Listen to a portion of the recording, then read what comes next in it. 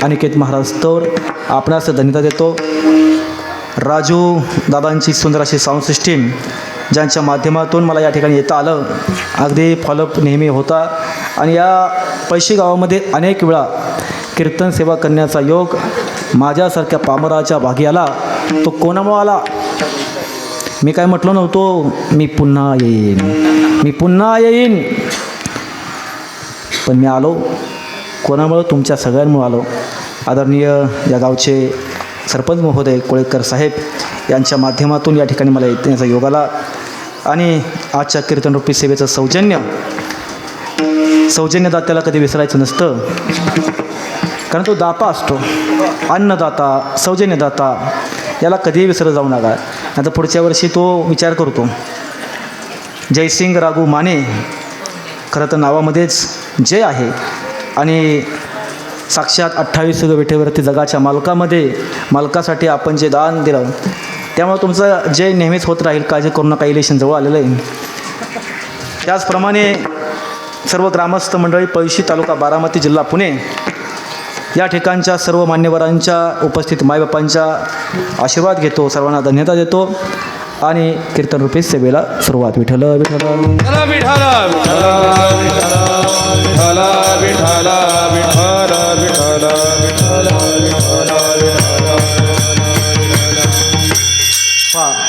योगायोग काय असतो? योगा याग विधी येणे नव्हे सिद्धी, वायांची उपाधी दंभधर्म. एका बाजूला 3 गायक आहेत.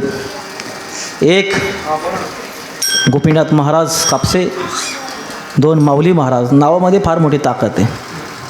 गोपीनाथ महाराज म्हणजे काय, साक्षात भगवान श्रीकृष्णांचंच नाव.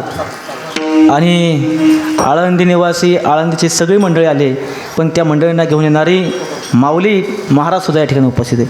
आणि जिथं गोपीनाथ महाराज आणि माऊली महाराज असतील तिथं परमार्थात विकास व्हायला काय हरकत नाही. असे विकास महाराजसुद्धा आहेत. मायबाप हो, गोकुळीच्या सुखा अंत पार नाही लेखा, बाळकृष्ण नंदा खरी आनंदल्या, नरनारी विनेकरी दादा.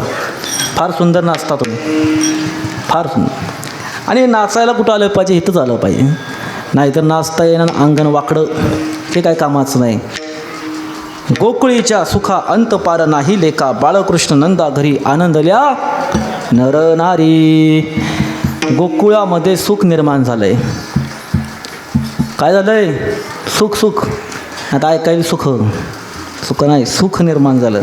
गोकुळीच्या सुखा अंत पार नाही लेखा, बाळकृष्ण नंदा घरी आनंदल्या, नरनारी. गोकुळामध्ये सुख निर्माण झालं. का झालं? तर बाळकृष्ण नंदाच्या, यशोदेच्या घरी जन्माला आला म्हणून गोकुळामध्ये सुख निर्माण झालं. सुखामागून दुःख, दुःखामागून सुख येत असतं. संतांनी सांगितले, जगी सर्व सुखी असा कोण आहे, विचारी मना तुझं शोधून पाहे. या जगाच्या पाठीवरती सुखी कोण नाही. प्रत्येकाच्या आयुष्यात दुःख आहे, प्रत्येकाच्या आयुष्यात समस्या आहे, प्रत्येकाच्या आयुष्यात संकट आहे.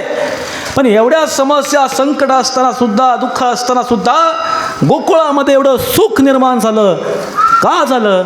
तर बाळकृष्ण नंदा घरी आनंदल्या, नरनारी. नरनारीच्या आनंदाचं कारण आहे की बाळकृष्ण नंदाच्या घरी, यशोदेच्या घरी जन्माला आलेला आहे. विठ्ठल विठ्ठल विठ्ठला विठ्ठला विठ्ठला विठ्ठला विठ्ठला विठ्ठला विठ्ठला. प्रथमतः काल्याचं कीर्तन आहे.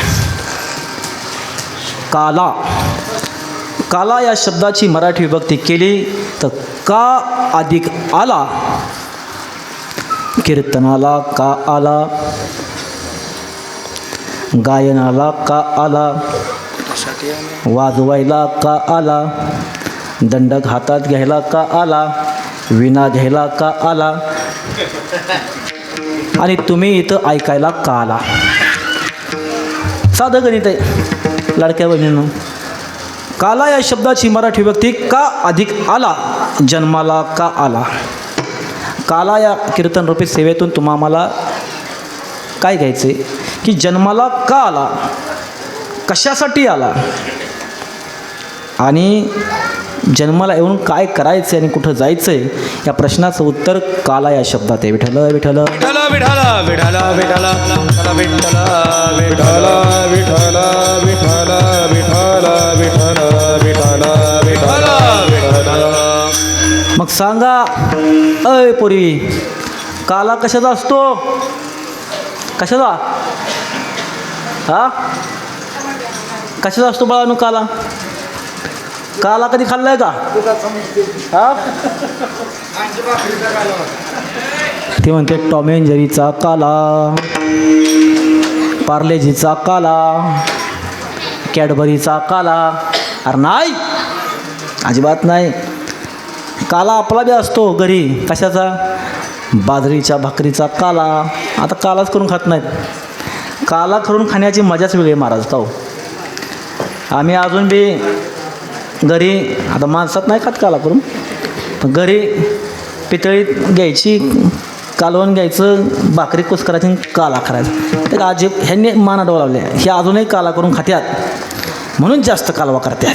विठ्ठल विठ्ठल विठाला विठाला विठाला विठाला विठाला विठाला विठाला. पण हा काला वेगळा आहे. कीर्तन रूपी सेवेला पूर्णविराम देतो त्याला म्हणतात काला. पण किती दिवस? पुढच्या वर्षी परत आहेच की. कीर्तन रूपी सेवेच्या समारोपाचं कीर्तन काल्याशिवाय पूर्ण होत आहे. मंदिर कळसाशिवाय पूर्ण नाही. मंदिर कळसाशिवाय पूर्ण नाही. तसं अखंड हरिनाम सप्ताह काल्याशिवाय पूर्ण नाही. मग काला हे समतेचं प्रतीक आहे. काला हा जीवाशिवाचं प्रतीक आहे. काला हे ममत्वाचं प्रतीक आहे. काला तुमच्या संसार रूपी आयुष्यातील भेदाभेद या मातीत गाडून संसाराला आणि परमार्थाला एकत्रित करण्याचं माध्यम म्हणजे काला आहे. मग हे काला तुम्हाला समजून घेता आला पाहिजे. इतरातले भेदाभेद, जातीपाती धर्माच्या भिंती, उच्च नीच, गरीब श्रीमंत, लहान मोठा, सर्व काही बाजूला सारून सर्व एक आहेत, एक राहतील हा संदेश देतो. त्याचं नाव आहे काला. मग काला आपल्याला समजला पाहिजे. काल्यामध्ये सगळे एकत्र येतात. दही एकत्र येतं, भात एकत्र येतो, लाही एकत्र येते, आणि हे या सगळ्याचा मिळून काला केला जातो. विठ्ठल विठ्ठल विठाला विठाला विठाला विठाला विठाला विठाला विठाला विठाला विठाला विठाला. मग काला हा जीवाशिवाचा काला आहे. काला हा दही भाताचा काला आहे. काला लाहीचा आहे. लाही हे प्रेमाचं प्रतीक आहे. कशाचं प्रतीक आहे? प्रेमाचं प्रतीक आहे. आणि काल्याचं कीर्तन तुम्ही दररोज कीर्तनाला अबसेंट असला तरीसुद्धा काल्याच्या कीर्तनाला प्रेझेंट असाल. मराठीत सांगतो, तुम्ही दररोज कीर्तनाला गैरहजर असला आणि काल्याच्या कीर्तनाला हजर असाल तर गैरहजेरीचं प्रमाण भरून निघतं. म्हणून असं पुढच्या वर्षीपासून करू नका की सगळ्या कीर्तनाला गैरहजर आणि काल्याला खायला हजर, असं अजिबात करू नका. सांगायचं उद्देश इतकाच आहे की कीर्तन रूपीचं सार सांगतो, कीर्तन सेवेचं सार सांगतो, 7 दिवसांचं सार सांगतो, त्याला काला म्हणतात. आणि या काल्याचे साक्षीदार तुम्ही आहात. 33 कोटी देवसुद्धा या काल्याच्या उष्ट्या पत्रवळ्या खाण्याकरता बाहेर टपले असतात. काला कोणालाही भेटत नाही. काला भेटण्याकरता भाग्यवंतच जन्माला यावा लागतो. गोकुळीच्या सुखा अंत पार नाही लेखा. गोकुळामध्ये एवढं सुख निर्माण का झालं? तर गोकुळात जगाचा मालक जन्माला आला म्हणून गोकुळात सुख निर्माण झालं. मग कसा जन्माला आला? काय जन्मकथेचं सार आहे माझ्या जगाच्या मालकाचं. मायबाप, मथुरेचा राजा कोण? कंस मामा. मथुरेचा राजा कंस मामा. आणि मामापासून थोडं सावधच राहायचं असतं. मामा लहानपणीच भाच्याला जास्त जीव लावतो, मोठेपणीसुद्धा लावतो. पण कुठपर्यंत? बाच्यानं मामाची पोरगी मागितली की मग जीव लावायला सोडून देतो.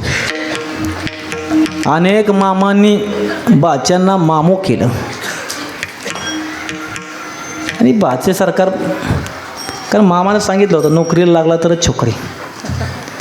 तसं कौस मामा हा मथुरेचा राजा, आणि कौस मामा मथुरेचा राजा, याची लाडकी बहीण देवकी माता, हिच्यावरती अफाट प्रेम, अफाट.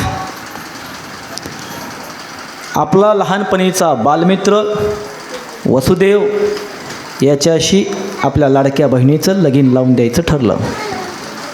विवाह सोहळा थाटामाटात झाला. थाटामाटात संपन्न विवाह सोहळा झाला. बहुतेकांना महाराष्ट्रात तुम्ही बऱ्याच ठिकाणी मंगलाष्टिका म्हणाय असता. तुमच्या मंगलाष्टिका सुप्रसिद्ध आहे. मला वाटते मागच्या जन्मी तुम्ही मंगलाष्टिका म्हणायला होता का नाही? असाल. आणि कौस मामाच्या राज्यामध्ये मथुरेमध्ये वासुदेवाचा देवकी मातेचा विवाह सोहळा थाटामाटात पार पडला. आता विवाह सोहळा पार पडल्यानंतर काय? वरात. आता वरातीचं प्रमाण कमी झालं. पण पूर्वी वरात असायची, गाजत वाजत रथामध्ये नवरा नवरी बसायची. पहिले दिवस आठवत असतील. बैलगाडीमध्ये नारळाची अशा फांद्या बांधल्या जायच्या, नवरा नवरीत बसायची, आणि ढोल ताशांच्या गजरामध्ये गावभर वरात काय व्हायची? चालायची.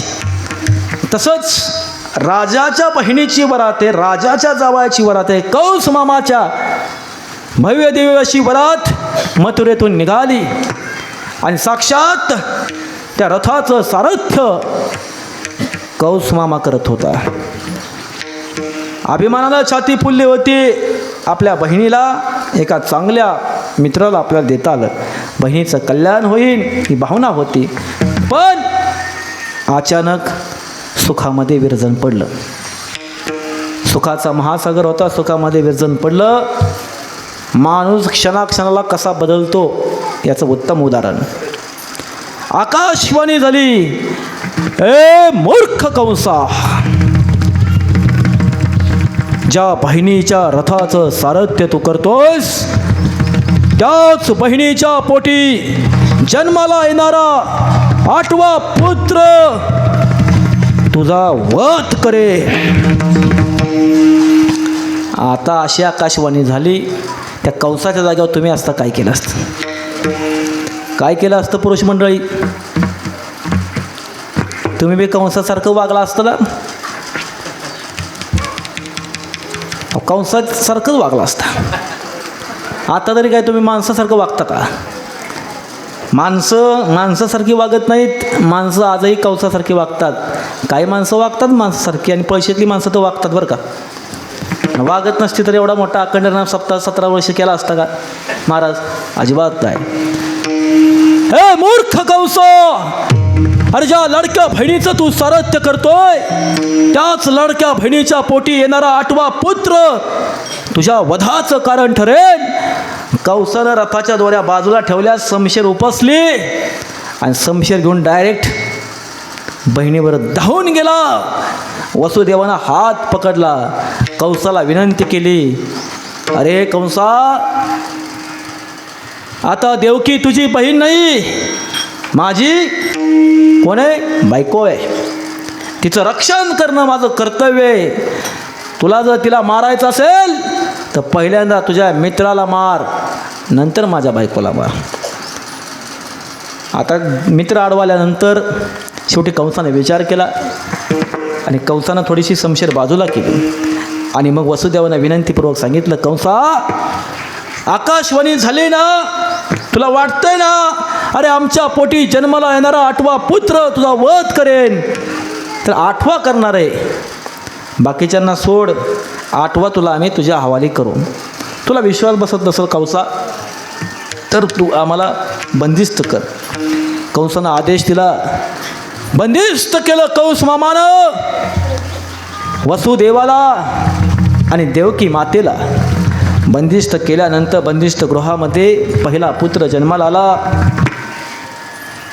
कौस मामानं विचार केला, जाऊ द्या, आपलाच लाडका भाचा आहे, मोठा झाला पोरगी तर नाही द्यायचो आपण, पण कमीत कमी मारायचं आहे कशाला अण्णा. त्यामुळे कौस मामाला दया आली. पण जिसकी बात ना रद्द होती उसे नारद कहते. कळीचा नारद मुनी प्रत्येक गावात असतो. तो गावाला वनवा लावल्याशिवाय सोडत नाही. गावात गट तट निर्माण केल्याशिवाय त्याला चैन पडत नाही. तसं कंसाच्या राज्यात बी नारद मुनी होता. नारद मुनी आला, नारायण नारायण करत. मला कंस मूर्ख आहेच का काय म्हटलं, याडबीड लागलं काय? अरे 8वा पहिला बी होऊ शकतो आणि पहिला 8वा बी होऊ शकतो, असं अजिबात करू नकोस. मग कंस काय बिघडलाच. कंसानं घेतलं लहानसं पोरगं, विचार नाही केला, काय नाही केला. भला मोठा शिळावरती शिळेवरती ठप आपटलं. रक्ताच्या चेकण्यात लहानसं लेकरू गेलं मायबाप. भगवान श्रीकृष्णांचा पहिला भाव गेला. दुसरा, तिसरा, चौथा, 5वा, 6वा, हे सगळं काही कंसाचं पापाचा घडा भरत होता. आणि 7वं लेकरू जन्माला आलं, त्याचाही खात्मा केला. 8वं लेकरू जन्माला येणार याची वाट कंस मामा पाहत होता. पहारा वाढवला. आरोपी सुटून जाऊ नये म्हणून पहारा वाढवला जातो.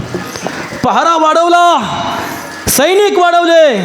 बंदिस्त गृहाच्या बाहेर डोळ्यात तेल ओतून सैनिक पहारा करीत होते. पण मायबाप हो, जगाच्या मालकाचा श्रावण महिन्यात रोहिणी नक्षत्रात बुधवारी 12 वाजून काही मिनिटांनी जगाचा मालक भगवान श्रीकृष्णांचा जन्म साक्षात वसुदेवाच्या आणि देवकीच्या पोटी झाला. सुंदर असं तेज 8 वर्षाची चतुर्भुज मूर्ती प्रकट झाले. आणि ती 8 वर्षाची मूर्ती पाहून देवकी आणि वासुदेवाचे डोळे दिपावले. आणि ते डोळे दिपावलेले पाहून त्यांनी विनंती केली, देवा, अरे एवढ्या 8 वर्षाचा तू एवढा मोठा जन्म आल्यानंतर माणसं काय म्हणतील? आणि मग ती 8 वर्षाची तेजमय मूर्ती देवकी मातेच्या गर्भामध्ये विलीन होऊन लहानशी मूर्ती जन्माला आली. आणि त्याच मूर्तीचं नाव आहे भगवान श्रीकृष्ण. सगळे सैनिक झोपी गेले, पहारेकरी झोपी गेले. साखळ दंड माय बापाचे आपाप तुटले गेले. आणि मायबाप दरवाजे दुर्गाचे आपाप उचकटले गेले. देवकी मातेला काळजी वाटू लागली. धनीला ती वसुदेवाला म्हणू लागली, माझा भाऊ शाना नाही, तो काही करेन, माझ्या या लेकराला मारेन, काही करा, माझ्या लेकराला वाचवा. जगी ऐसा बाप व्हावा, त्याचा वंश मुक्तीस जावा. अरे साक्षात वसुदेव नावाच्या बापानं भगवान श्रीकृष्णांना टोपलीत ठेवलं. विजांचा कडकडाट चालू होता, ढगांचा गडगडाट चालू होता. यमुना दुतडी भरून वाहत होती. आणि यमुना दुतडी भरून वाहत असताना सुद्धा बापाच्या नाकापर्यंत पाणी गेलं. श्वास गुदमरला वसुदेव नावाच्या बापाचा. तरी सुद्धा लहानशा आपल्या लेकराला हा वसुदेव यमुनेतून पार करून नंदाच्या घरी यशोदेला सुद्धा नुकतंच बाळ जन्माला आलेलं होतं. त्या यशोदेच्या शेजारी साक्षात भगवान श्रीकृष्णांना नंदाच्या परमिशननं झोपवलं. आणि त्या यशोदेचं बाळ घेऊन पुन्हा कंस मामाच्या दरबारात आला. आणि मायबाप हो, सकाळ सकाळी यशोदेच्या शेजारी झोपलं बाळ पाहून सगळ्या गवळणी जाग्या झाल्या.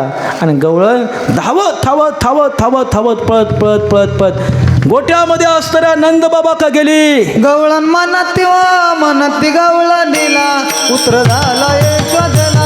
गवळण म्हणती वा म्हणती गवळा नेला पुत्र झाला यशोदेला. गवळण म्हणती वा म्हणती गवळा नेला पुत्र झाला यशोदेला. म्हणती वा म्हणती गवळा नेला पुत्र झाला यशोदेला. एक नावे एक पुढे ती वाटी सुनता वळे. एकी दावे एकी पुढे वाटी दाटी सुनता वळे. एक नावे एक पुढे ताटी वाटी सुनता वळे. एकी दावे एकी पुढे वाटी दाटी सुनता वळे. म्हणती वा म्हणती गवळण म्हणती वा म्हणती वा म्हणती गवळा दिला पुत्र झाला यशोदेला. गवळण म्हणती वा म्हणती गवळा दिला पुत्र झाला यशोदेला. गवळण म्हणती वा म्हणती गवळा निला पुत्र झाला यशोदेला. गवळण म्हणती वा म्हणती गवळा निला पुत्र झाला यशोदेला. यशोदेला.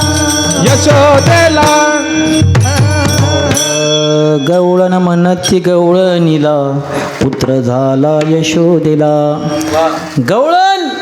गवळणीला म्हणते अगं पुत्र झाला यशोदेला. नंद बाबाला सुद्धा गवळीने सांगितलं. नंद बाबाची छाती अभिमानानं फुलून आले. नंद बाबा धावत धावत पळत पळत त्या लहानशा लेकराला भगवान श्रीकृष्णाला पाहण्याकरता गेले. त्या कान्हाला पाहण्याकरता गेले.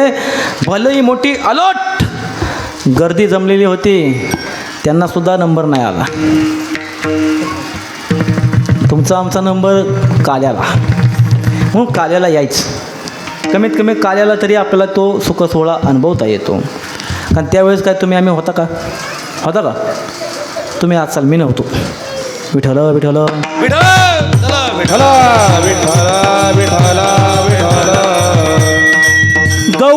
गवळणीला सांगते अगं पुत्र यशोदेला झाला. आणि पुत्र यशोदेला झाल्यानंतर 33 कोटी देवांना आनंद झालाच. पण सृष्टीतल्या नरनारीला सुद्धा आनंद झाला. गोकुळात खऱ्या अर्थाने सुख निर्माण झालं. अभंगाचं पहिलं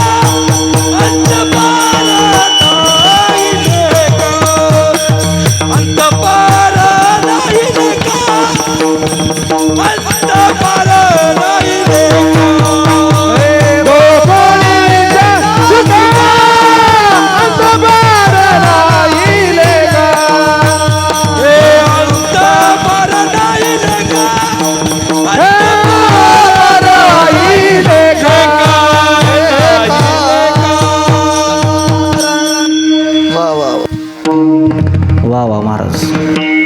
गोकुळीच्या सुखा टाळी तरी वाजवा महाराज. कोळेकर पाहुणं काय सगळं सांगायला लागतं काय? इलेक्शनच्या काळात रात्री किती घ्यायचं सांगायला लागतं का? टाळी वाजवण्याचं महत्त्व मी मागं पैसे गावात पुण्यस्मरणाला कीर्तनाला आलतो. त्यानंतर जगाचा मालक बाळूमामांच्या मंदिरावरती सुद्धा कीर्तनरूपी सेवेला आलो होतो. तेव्हा सांगितलं होतं की टाळी वाजवण्याचं महत्त्व काय. सांगितलं ना लाडक्या बहिणींनो, का विसरलात? लाडक्या बहिणी, तुमचं जास्त इथं प्रमाण आहे. आज परमार्थ तुमच्यामुळेच आहे. परमार्थ सगळ्यात जास्त बहुसंख्या उपस्थित तुमची असते. बऱ्याच ठिकाणी महाराष्ट्रात कीर्तन सेवेला जातो महाराज आपण, पण परमार्थात महिलांचं प्रमाण वाढलेलं आहे. पण परमार्थात तुमचं प्रमाण वाढलं तरीसुद्धा सर्वांना हात जोडून विनंती आहे, लाडक्या बहिणींना बी विनंती, लाडक्या भावांना बी विनंती. काय विनंती? परमार्थाच्या नादाला लागा, पण भोंदूबाबाच्या काय नादाला लागू नका. काय भोंदूबाबाच्या नादाला लागू नका, देवऋषाच्या नादाला लागू नका. नादाला लागायचं तर वारकरी, टाळकरी, माळकरी, संत यांच्या संगतीत बसा. साक्षात सुखाची पंगत जगाचा मालक दिल्याशिवाय राहणार नाही. संत संगतीचे काय सांगू सुका, संत संगतीचे काय सांगू सुका, संगतीचे काय सांगू सुख, संत संगतीचे काय सांगू सुख. आपण पारीक नाही देते, आपण पारीक नाही देते. साधू तोरदा, साधू तोरदा, साधू तोरदा, साधू तोरदा. आपण पारिखे नाही देते, आपण पारिखे नाही देते. साधू थोर जाना, साधू थोर जाना, साधू थोर जाना, साधू थोर जाना.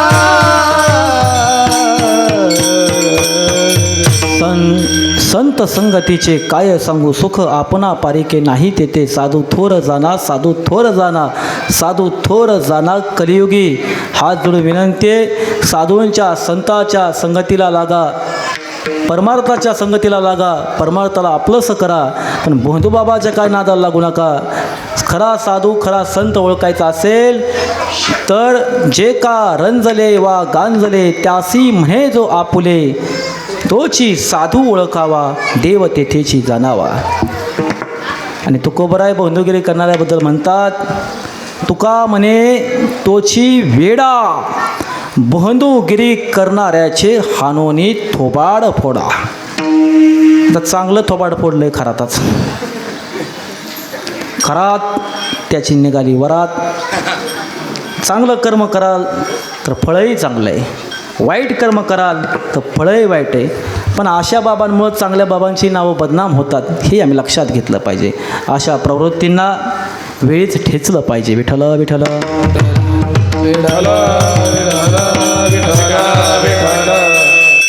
आणि बाबा बेबा कुणामुळे निर्माण होतात? हे तुमच्यामुळंच निर्माण होतं. कुणामुळं? तुमच्यामुळंच. तुम्हीच त्यांना मोठं करता. मला सांगायचं इतकं, गोकुळामध्ये सुख निर्माण झालं महाराज, त्या सुखाला अंत नव्हता. इतकं सुख निर्माण झालं, ते सुख मोजण्याचं मापसुद्धा या जगात कधी होणार नाही, सापडणार नाही. गोकुळातल्या सुखाला अंत नव्हता. नरनारीला आनंद झाला. गोकुळात भगवान श्रीकृष्ण कान्हा जन्माला आला. सर्वांचा लाडका लल्लन जन्माला आला. आणि मग जसं मगाशी महाराजांनी प्रमाण दिलं, चरित्र ते उच्चारावे, केले देवे गोकुळी. या देवानं गोकुळामध्ये अनेक लीला केल्या, अनेक. मग लीला करत असताना, लहानपणी अनेक लीला करत असताना अनेक सवंगडी जमवले. आणि जगाच्या मालकानं, देवानं पहिली चोरी केली. कशाची? सोन्याची नाही. कशाची? दह्याची चोरी केली. कशी चोरी केली महाराज? कशी? सवंगड्यांना घेतलं. सवंगड्यांना घेऊन जशी आम्ही दह्यांडी पाहिली ना, दह्यांडी का दह्यांडी विसरला का? दह्यांडीचे जसे माळा असतात तसे माळा रचले. आणि अनेक गवळणीनं घरात हाडाचिकाड रक्ताचं पाणी करून मिळवलं दूध, दही, तूप, लोणी. हे चोरण्याचं काम भगवान श्रीकृष्णाने केलं. त्या दिवसापासून दही, दूध, तूप, लोणी याची चोरी पोटासाठी केली तर पाप लागत नाही. उद्यापासून चोऱ्या बिऱ्या करेल एखादं. पोटासाठी म्हणतोय, पोटासाठी. पोटाला किती लागतं दही दूध? जास्त लागत नाही, एक ग्लासभर, एक तांब्याभर. पण एखादा टँकर चोरल डायरेक्ट इथलं कुठं डिपार्टमेंट आहे तिकडं जावं लागेल. मला सांगायचं आहे, दही, दूध, तूप, लोणी याची चोरी भगवान श्रीकृष्णांनी केली, त्यांच्या सवंगड्यांनी केली. गवळणी तक्रार करू लागल्या मैया यशोदाकडं, अगं यशोदा, तुझं लेकरू गावातल्या गाबड्यांना घेऊन येते, पेंद्या, सुदाम्या, वाकड्या ह्या सगळ्यांना घेऊन येते, आणि आमच्या घरातलं शिक्यावरती बांधलेलं दही, दूध, तूप, लोणी खातंय बिन, सगळीकडे सांडून जातंय बी. आता कुठल्या आईला सांगितलं तुझं पोरगं खोडकर आहे, आई ऐकल का? सगळ्यात जास्त पोरींच्या चुकावरती पदर टाकते, तिचं नावच असतं आई. येतो कळवळा म्हणून या, कारण आई मायेचा सागर आहे, तिला सगळ्यात जास्त लेकराची काळजी असते. लेकरू चुकलं तरी आई कधीच मान्य करत नाही. तुम्ही अनुभव घेतला असेल, इथं अनेक आई असतील, सॉरी माफ करा, आई नाही हो, मम्मी असतील, मम्मी आहे का नाही दादा? बरोबर आहे, बरोबर आहे का नाही? हसली पोरं, हसली. मग आताची पोरं मम्मी का तक्रार करतात, तवाची पोरं आई का तक्रार करायची. मम्मी म्हणजे मडई, आता मड्या का जातात तेव्हा आई का जायची. भगवान श्रीकृष्णांची तक्रार, कानाची तक्रार गवळणीनं यशोदेपाशी मांडली. अगं यशोदा, तुझ्या कानानं आमचं दूध चोरलं, आमचं लोणी चोरलं, लगोरीनं आमची लोण्याची मोठमोठी घाडगी फोडली, घडा फोडला. अगं यशोदा, काहीतरी कर. यशोदेला काय पटत नव्हतं. यशोदा म्हटली, एक दिवस काय करते, माझ्या कानाला बांधून ठेवते, मग बघू कसं काय तुमची चोरी होते. आता कानाला बांधायला सोपं आहे का? काना म्हणजे काय बारका काना आहे का? काना म्हणजे जगाचा मालक, ब्रह्मांडाचा मालक. कानाला बांधाय गेली, कानाला बांधता नाही आलं. एक दिवस गवळणीनं श्रीकृष्णांना पकडून साक्षात यशोदामाईपाशी आणलं. त्यांच्या मुखाला सगळं काय दही लागलं होतं, मुखातही दही होतं, आणि सांगितलं त्या गवळणीला दही दिसत होतं मुखातलं. म्हणून गवळण म्हणू लागली, यशोदा माता बघ, तुझ्या कानाला तोंड उघडायला लाव, त्याच्या तोंडामध्ये तुला दही दिसेल. आणि यशोदा मातेनं लावलं उघडायला तोंड. पाहते तर काय तिला दही दूध नाही दिसलं. काय दिसलं महाराज? संपूर्ण ब्रह्मांड दिसलं, सृष्टी दिसली संपूर्ण. यशोदा मैया चक्कर येऊन पडली. विठ्ठल विठ्ठल विठ्ठल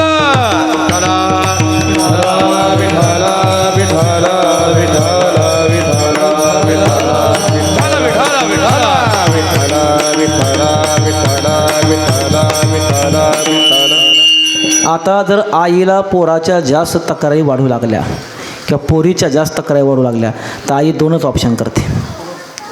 एक तर पोरगं पोरी बोर्डिंगला टाकते, दोन लग्नाला आला असं तर लवकर उरकून टाकते. शुभमंगल सावधान. आता त्याचं काय लग्न करायला नव्हतं, लहानसं होता कृष्णा. मग कृष्णाचं काय ठरलं, जगाचा मालक जसा मायाप्पालाने सुंदरा मातेला ताप द्यायला लागला तसं मायाप्पाने सुंदरा मातानं चंदू सावकाराच्या घरी चाकरीला ठेवलं. चाकरी करणारा जगाचा मालक झाला. तसं भगवान श्रीकृष्णाच्या खोड्या पाहून यशोदा मैयानं नंदबाबा निर्णय घेतला, आता आपल्या लेकराला थोडं कुठंतरी बिजी राहण्याकरता कुठं पाठवायचं, कुठं पाठवायचं, गाई राखण्याकरता पाठवायचं. गाई राखणारा गोपाल झाला. आणि गाई राखत असताना भगवान श्रीकृष्ण बासुरी वाजवायची. बासुरी वाजवता वाजवता अनेक गोपिका, अनेक गवळणी वेड्या झाल्या. त्यातील एक राधा. राधा हो गई दिवाणी. भगवान श्रीकृष्णाची राधा दिवाणी झाली. जगाच्या पाठीवरचं सर्वात सुंदर आणि पवित्र प्रेम जर कोणतं असेल तर ते भगवान श्रीकृष्णांचं राधेचं आहे. त्या प्रेमाला जगात तोड नाही. माय बाप विठ्ठल विठ्ठल.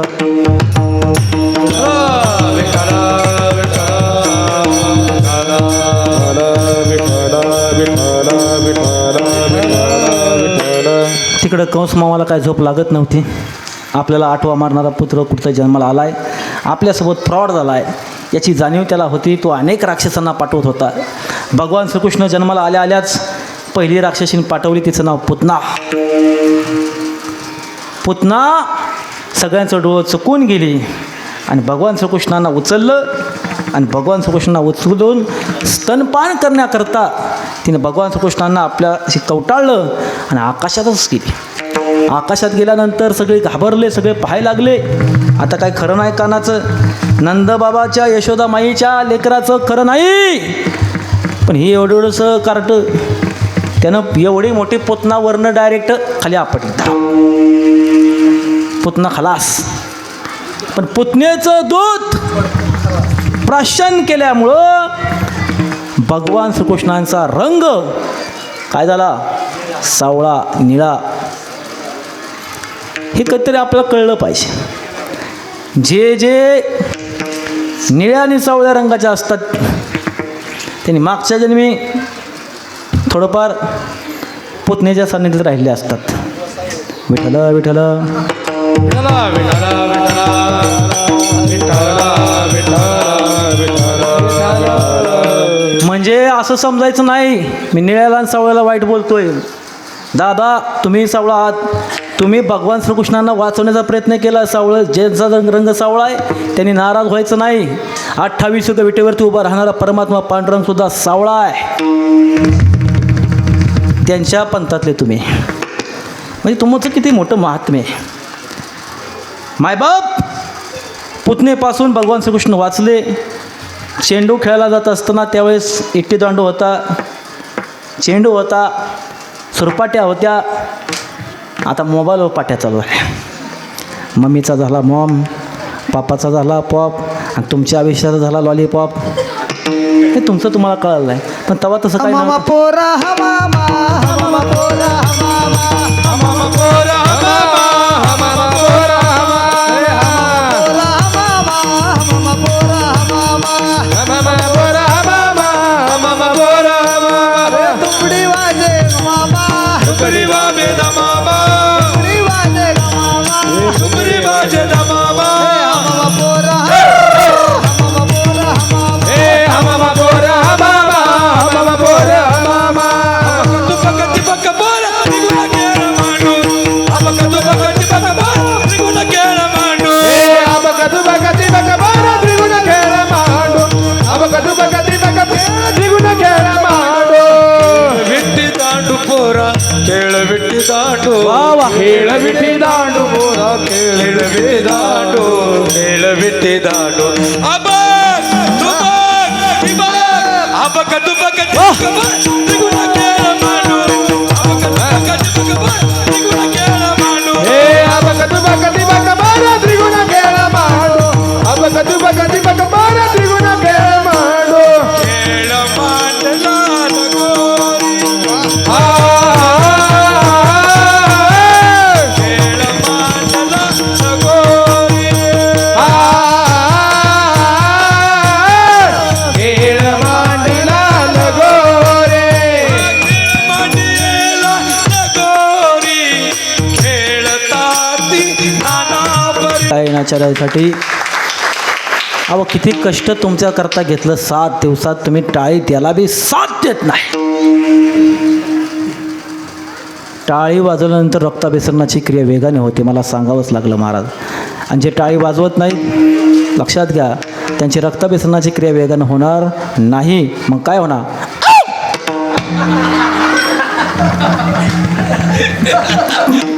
त्याच्यामुळं हे मी सांगत नाही. विल्यम हार्वे नावाचा एक शास्त्रज्ञ आहे, तो रक्ताभिसरण क्रियेचे शोध लावून गेला. मी कीर्तनावनं गेल्यानंतर गुगलला टाकायचं रक्ताभिसरण क्रियेचा शोध कोणी लावला. लय पोरगं एखाद्या विज्ञानात हुशार असेल तर ते सांगल की रक्ताभिसरण क्रियेचा शोध कोण लावला. विल्यम हार्वेने लावला. त्यांनी सांगितलं टाळी वाजवली की रक्ताभिसरणाची क्रिया वेगाने होते, माणसाला हार्ट अटॅकचं प्रमाण कमी येतं. इथून पुढं हार्ट अटॅक यायचं नसेल तर कमीत कमी अरे तमाशात टाळी नाही वाजवली चालेल, पण भजनात आणि कीर्तनात टाळी वाजवा, आयुष्याचा उद्धार होईल. आता कशी टाळी वाजली, माणसाला असं सांगितलं की समजत नाही, असं सांगितलं की समजत. मायबाप हमामा पोरा हमामा, अदक बदक तिबक, अतिशय महाराज सुंदर सांगितलं. महाराजच गेले हमामा हमामा कराय. मायबाप सुंदर असं महाराजांनी प्रमाण दिलं.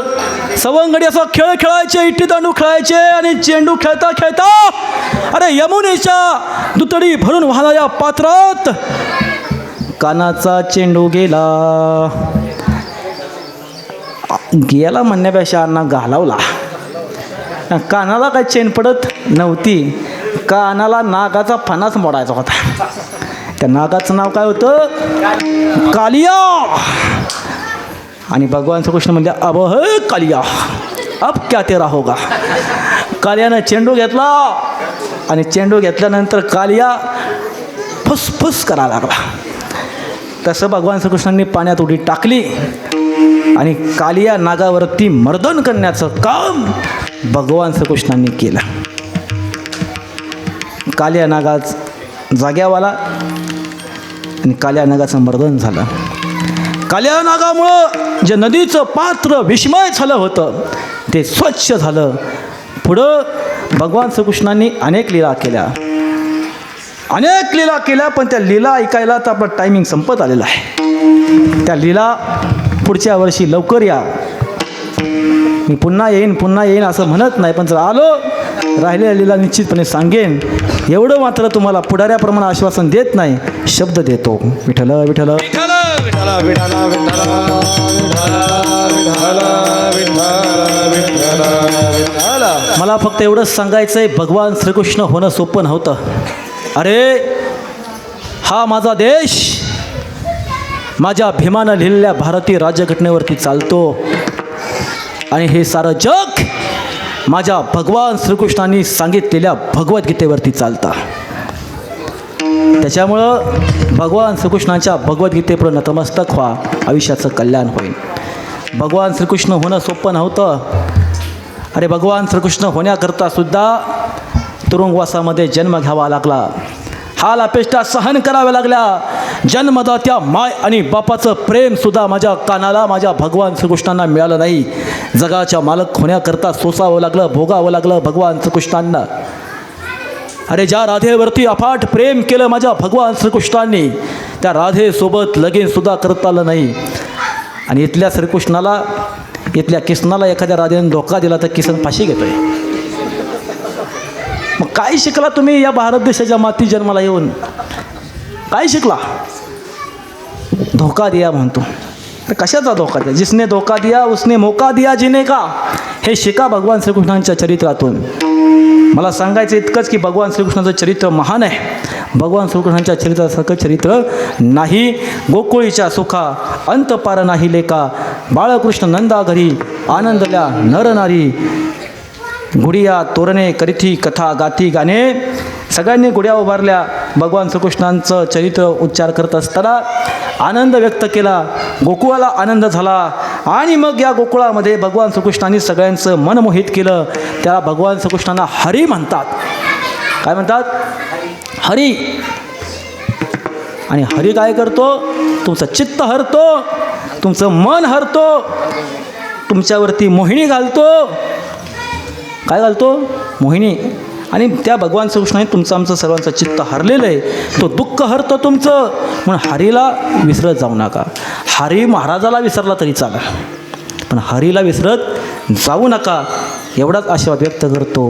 कीर्तनरूपी सेवेच्या पूर्णविरामाच्या दिशेने जात असताना सर्वांनी हात वरती करायचे आणि काल्याच्या कीर्तन दिवशी आपलं आयुष्य सुजलाम सुफल होण्याकरता भगवान श्रीकृष्णांच्या विठोबरायाचं नामस्मरण करायचं आहे. विठोबा रखुमाई, विठोबा रखुमाई, रखुमाई, जय जय विठोबा.